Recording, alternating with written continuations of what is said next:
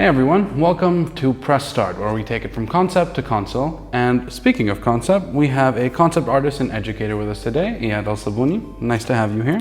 Oh, nice to have you as well. Could you tell us a little about yourself, as in how you got here, where you are right now, what you do? So my name is Iyad Alsabouni, and I'm a concept artist. Originally, I started my career when I was 19 years old as a junior animator. So I worked for 4 years. After that, I noticed that I enjoy doing more illustration rather than animating images. So I moved to the comic industry. Then a couple of years later, I also moved to Japan to continue my studies. That's where I started to realize that the gaming industry is more interesting in terms of it has some room for experimentation to come up with with your own voice, and I found that more exciting to me to join. So then I continued working in the gaming industry, and eventually became a concept artist there as well. Yeah. Okay. Well, what first pulled you towards concept art in terms of it becoming a career and like inspiring you to take it to the level you're at today? Well, so when I grew up, my father was a painter, and not only him, my father and my uncles and my sister. I come from a painting background, so I grew up. I was surrounded by all kinds of traditional paintings, abstract paintings. So that's the environment that I grew with. So I have this appreciation to traditional art, and concept art. It spoke to my background, the painterly feel, the painterly quality to concept art, that you don't need to be so like refined and polished. Mm-hmm. That freedom of expression is what attracted me to the field of concept art. Yes. Okay, well, on the topic of concept art, as we get closer to the modern and gaming side of things, I have a little trivia question for you. Yeah. We'll ask you more throughout and a little more at the end, yeah. But what does PBR stand for in materials? PBR? I don't know. Okay. Well, I'm assuming never thought about it. I know what it is, but never thought what does it stand for. So you know the concept of PBR. Yes. Okay. Yeah. Well, PBR stands for physically based rendering. There you go. There you go. Yeah, physically based rendering makes a lot of sense. Okay. Well, that's one to remember now, I guess. Yeah. But in a game pipeline. Put me on the spot again. Yeah. Don't worry, there'll be more later on. But in a game pipeline, right, when you're in the process of making these games, yes. Where does concept art begin and end? Where do you hand off what you're working on? Right. Well, so concept art begins in the phase that we refer to as pre-production. It begins really with the writer or with the director of the game. So there are two types of concept art. Mainly, there's the one where you would sit with the director and try to brainstorm what's the game is going to look like. It's the kind of concept art that you create in order to develop a pitch, to get some funding, if you are working with an indie studio, or to get let's say the project approval if you're working for a big company. So you'll be designing, trying to figure out the atmosphere, the environment, the overall look of a character. So that's actually the fun concept art, I would say, because we try to arrive to a final or developed image as soon as possible. We are trying to create something that would look as close as possible to the final product, without having to go through all the technical hurdles in order to achieve so. Now, the second type of concept art is the one that we do in production. So it's the preliminary sketches that you would give to, let's say, to a 3D designer or modeler. So that would include working in orthographic views of a design, and that's what I would refer to as the maybe many people there agree it's the kind of the boring side of concept art, the not so attractive side, but it's extremely necessary, and it's all about functionality, making things as functional as possible rather than making them attractive. Yeah. Now, when it comes to like actually finishing concept art, what do you usually consider as done before you send it off regarding things like clarity and alignment and how feasible it is to produce? Where do you draw the line? Well, I draw the line way early at the beginning when I received the brief for my concept art. So every concept art is that you try to convert the written statement from the client or from the director into a visual statement. And so that statement, every statement is addressing a certain point. So you cannot address all the points. You cannot solve all the problems within one concept art piece. Some concept art will be maybe more about capturing the environment or capturing the lighting mode. Some will be more about the character physicality, for example. So like if you are trying to try to capture the atmosphere, then it wouldn't matter as much if the characters in the image are as developed as you would do if it's a character concept art. So it really depends on the purpose of the concept art. That's where I would draw the line. Okay. So I try to just like let's say try to get to the point as quick as possible, and then I would end it there.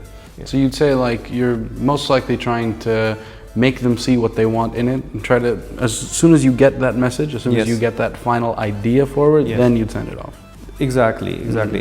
I adopted this approach when I started to work as a freelancer as well, because when you work as a freelance concept artist, time you do feel that time equal money, and so you want to be as efficient as possible. You don't want to spend too much time refining something that nobody's going to see or notice. Yeah.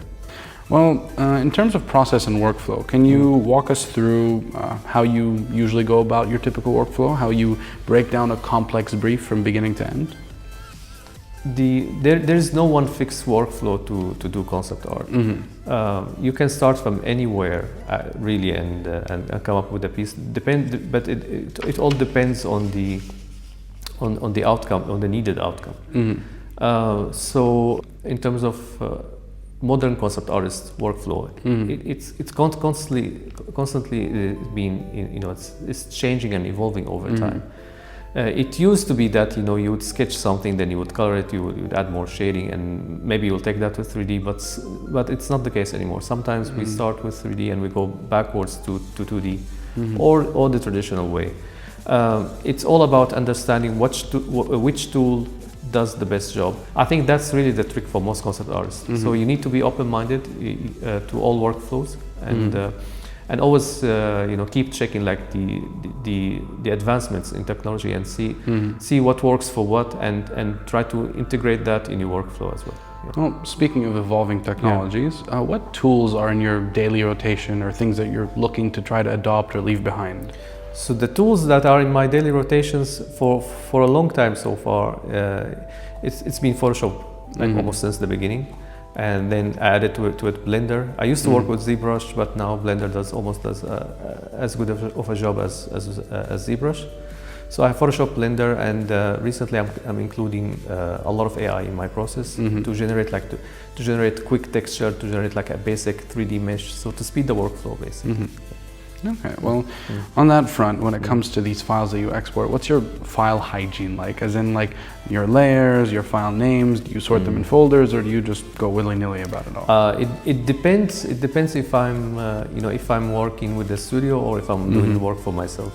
When I work alone, if the work is only for me, or if the client only asking for one image as a final outcome, actually. And I tend to merge layers a lot, and if I'm modeling something, I don't worry too much about the mesh, if the mesh is clean or not. So I'm really sketching in 3D.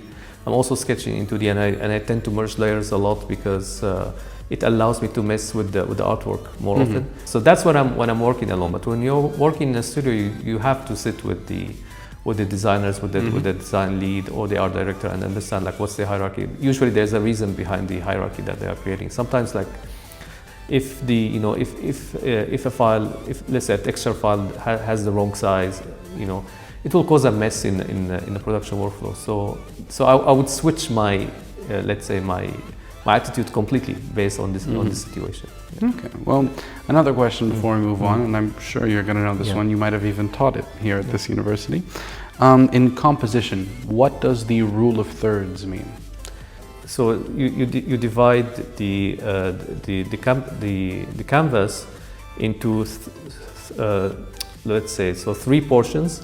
Kind of like when you play a tic-tac-toe game. That same grid you would apply to a canvas.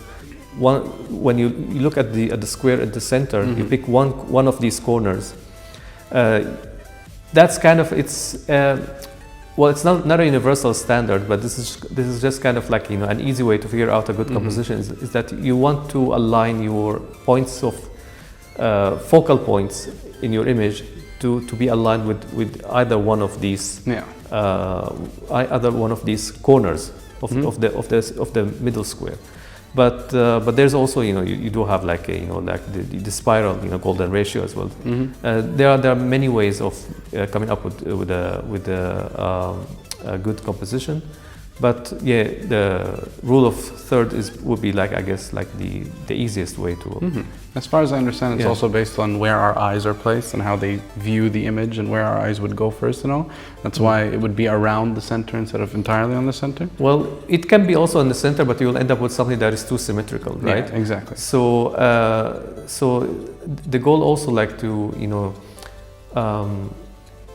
you don't want to push your elements too far to the side, so then the image will feel empty. But again, like there are always exceptions. It really depends on what you are trying to create with your composition. Maybe your goal, maybe you want to send the viewer outside the frame.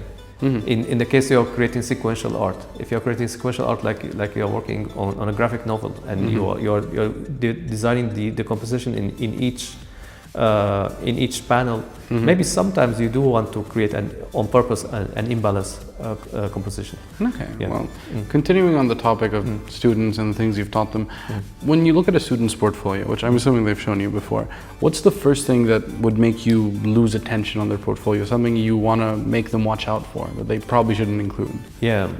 Well, there's one thing, of course, I want to warn them about, but at the same time I understand, because that's the byproduct of being a student. Something cannot be helped, is that oftentimes I see portfolios that where the student is trying to tick all the boxes, trying to prove that they're good at everything. Meanwhile, when you join the industry, you need to be an expert in one particular field. So you see like some students, in their portfolio they have like a bit of 3D modeling and a bit of painting and a bit of graphic design, a bit of video editing, and then so you look at the portfolio, it's quite okay. It's cool, you learned all of these things, but so what do you do exactly? Is that what is usually for me and also for employers, it would be very hard to hire them. So what I try with those kinds of students, I try to sit and talk with them and try to understand like, okay, so what exactly do you enjoy? And then we try to redesign the portfolio around their strengths and interests, because you might love painting, but the employers will see that you have good 3D skills, and then you will end up working as a 3D modeler for the rest of your career, and so this is kind of I think the biggest red flag. Okay, well, we're near wrapping up here, so I'll ask you another question. This one I'm absolutely certain you're going to get, I hope. Yeah. Which engine is known for visual scripting called Blueprints? Well, that would be Unreal Engine, I guess. Yeah. It was just to test you a little bit, but I'm pretty sure you got that one. Yeah. I'm sure you work with Unreal a fair bit also as well, right? Okay, well, when it comes to things you work with and things you brought forth, what habits or standards have you brought with you from learning and studying and also working in Japan that you now still use nowadays, and maybe even tell other people about? Punctuality with everything, as well as documentation of every single step and interaction at work process. Okay. So you can like the way they approach every problem, the way they investigate the minor errors and try to reflect and see like why did they happen and try to avoid doing them in the future. I found that was a big learning experience for me. Okay. Yeah. Well, I'm assuming it affected you a lot as well in terms of how you teach too, right? Yeah. Of course, I do apply that, of course, in the way how I teach. So like every session, every lesson is a teachable moment for me. I always reflect on and see like how you can iterate on it. So just like the constant improvement process is something that is so evident in Japanese within Japanese corporates. Yeah. Okay, well, a couple more questions now. Going back to tools, what part of concept art in terms of tools or the methods you use are timeless, and what are things that usually change every year or a few years? What is timeless will be always the foundations. Like the main foundations will be composition, anatomy, the rule of unity versus variety, right? And also add to it, functionalism and having a good design is more important than the technology that you are using. So yeah, I think these are the most important aspects of design. Anything that comes after, you shouldn't fall in love with the technology because it keeps evolving. So whatever any tool that you end up working with, you need to always think, how can I use this tool to achieve the foundational elements of my work? You should use it responsibly as well, especially with newer technologies too. Newer technology, you should use it responsibly. You mean? In a sense of like not letting it, take away from your skills and your creativity. Yeah, of course. So you need to be always the one who's running the show, not the tool. Yeah. And a final note, a double-ended question. Yeah.